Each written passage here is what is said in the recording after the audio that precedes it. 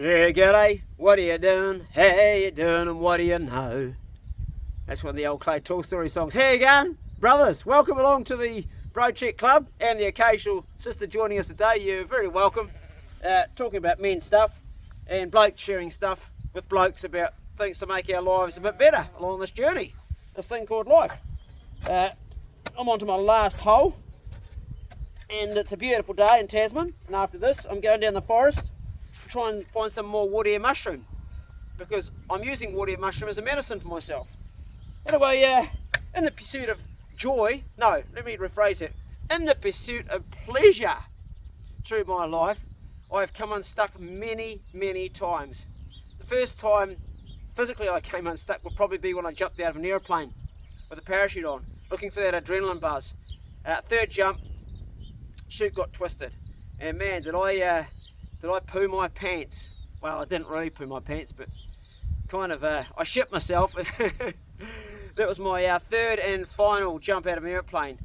I didn't have to come down the reserve, I got the risers untangled, but trying to get that buzz all the time, pushing things. Now, jumping in an airplane is relatively safe overall. You've probably got more chance of dying driving to the jump zone than you have actually jumping out of an airplane, but that kind of illustrates the point. Excessive everything, excessive alcohol, excessive drugs. I used to do everything, and not just do it, but excessively. I'm not just going to drink a few shots of whiskey, I'm going to clean up the whole fucking bottle. And this was a pattern that I had throughout my entire life, and eventually life comes back and kicks you in the ass and says, hey, here's a disease, you got that because you did this. Or, sorry, your girlfriend's going to bail on you because you done this. Oh, she bailed a long time ago. My kid's mum, well, that was actually another story in itself. That was unfortunate because her preference actually wasn't at the time, wasn't for men, it was for women, so I couldn't win that one. Still good friends today though, and she's a lovely person and we get on well. No regrets there at all, actually, no regrets at all. An interesting, hurt the heart, but yeah. Excessive amount of electric broccoli when I was a young guy, all the time, getting stoned, and not just having one, but wake up in the morning, rolling a big bloody spliff right to the end of the day, going out surfing, continually being just in the zone, but completely smashed, and great times I'm sure, but I can't fucking remember them, because I blitzed that part of my brain, destroying the frontal cortex of my brain. And that's the thing about smoking the old electric broccoli, is you're going to damage the frontal cortex, particularly during the young years. If you're going to smoke dope, then wait till you get to 25. That's my only bit of advice on that. When your frontal cortex is already developed, otherwise you stunt it. Excessive amounts of food. I mean, I was a pig, and I'm sure that a lot of my illness has been foodborne.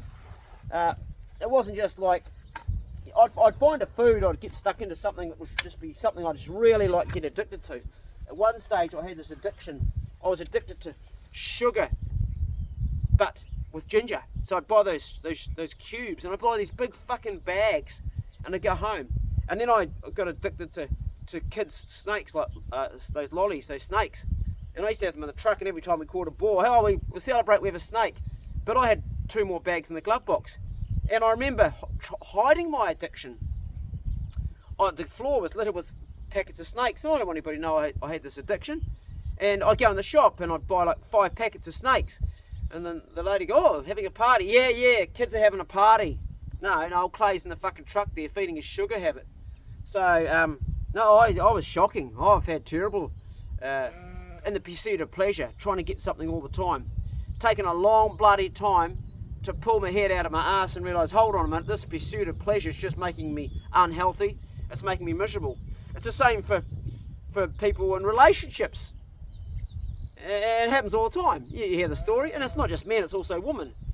Plenty of women go and have it off for someone else and fuck up a good family life. And men do it too. We probably do it more because we're promiscuous creatures, but it's just for a little bit of pleasure. And what do? You get a whole family destroyed, a whole life destroyed, and assets have to be halved, and children miss out on their parents, and it's just this pursuit of pleasure. I could go on and on. It's like I used to hunt excessively because I get a buzz. People say you're addicted to hunting, Clay. Nah, it's not. It's a passion. I'm passionate about it. I used to hunt every fucking day. And what would happen? Eventually, sooner or later, something went wrong, and I fell down. I was going down to a bale, and I slipped, and it was sort of a bluff, but on an angle, not enough to kill myself. But as I went down, I grabbed a tree.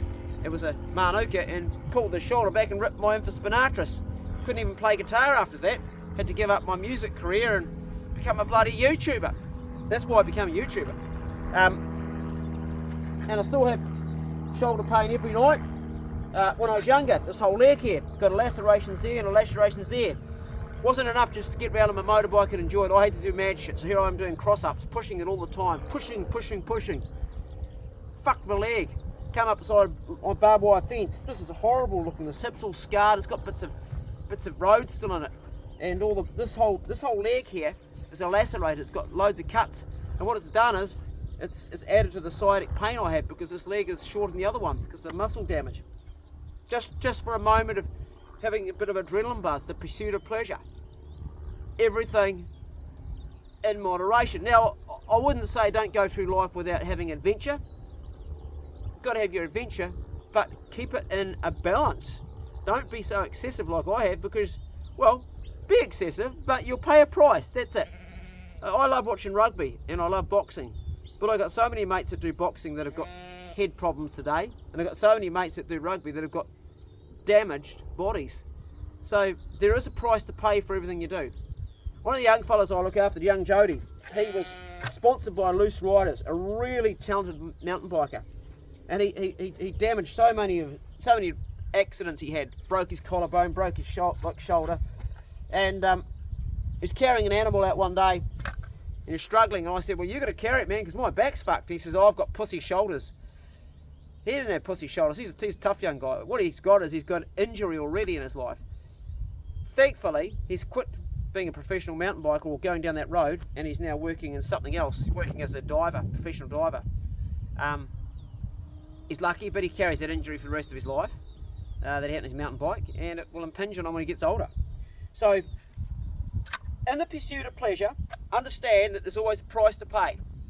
And that's what today's video, there's always a price to pay. I'm not saying don't pursue it, but there's a price to pay. Whatever you do, there's a price. The only free lunches in this life are found in mouse traps. They come with a catch. So, that's today's video, just a short one and a sweet one. Carry on digging this hole. I'm just about at the end, putting all the holes in and putting in a massive big raised bed here, and it requires a lot of digging, a lot of holes. Didn't sleep well last night because I was digging all yesterday, and the worst thing for your back is digging bloody holes. But Damo that's helping me, he's got a lot of pain. He's got a lot of injury from racing when he's younger, real bad injury. Same thing I'm just talking about. Today he's hurting. He's not out here digging it at all, and he threw the towel in early last night because he was suffering. I could see that we're both suffering. So it's just a slow process. I could get a hole borer in a machine and do it, or contractor, but I can't afford that. So this is about with my resources right now, the best I can do. And I'm not grizzling about it. I'm enjoying the process, but it does hurt, and I want to have my own garden that doesn't have birds in it. So this whole structure here is just for that. Somebody said to me the other day, oh, you're turning vegan, Clay, because you're cooking up food without... I cooked up some wood air mushrooms. I said, hell no. I said, vegans eat bloody sugar and bread and pasta and waffles and white rice and shit food.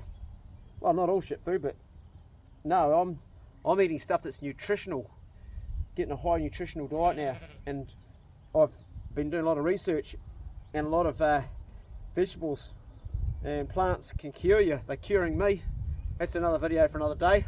I'll make that probably in a year when I've got all the science, when I've actually got the blood test to prove that it's working, and then I'm on the road to recovery from unwellness. Serious unwellness, but I'm winning. But that is a video for another day. Right, I suppose I'll turn this bloody camera off, do a few more digs, and I'm going to go after this and go down the forest and look for some warrior mushroom. That's what I want to do today, because I know where there's some growing. And on that note, if anybody local's watching this, I'll finish up on the video. If any of you guys local watching this and or anywhere you know where there's some warrior mushroom, I'll buy it off you, I'll pay for it. I'll pay it by the kg. If it's really like top primo clean and not old, I'll pay it 30 bucks a kilogram, and that shouldn't be too difficult to find. If you find a log on it, like on a log, you can find heaps on a log. I found about 5 kilogram just in my house here the other day. I'll buy it off you, and if it's a bit dried up, not such good, I'll pay say 20 bucks a kg, because I use it every day. It's got an incredibly high ORAC value. It's an antioxidant. It's got copper in it. It's got potassium. It's got selenium in it. All these things I need. Anyway, I'm getting off track of the video a bit, brothers, but it's a Bro Check Club, so check on the rotten logs around your house, and if there's any, send some old Clay's way, and I'll pay for the postage and I'll pay for everything. Probably the best way to send it would actually be, you'd have to chill it right down, I think. Don't know. Best if it's someone local and just pop around with it. Because right now it's a winter plant and there's still some around. It'll be gone soon, but it's a winter fungus that grows. Yeah, I'm going to try and grow that myself eventually.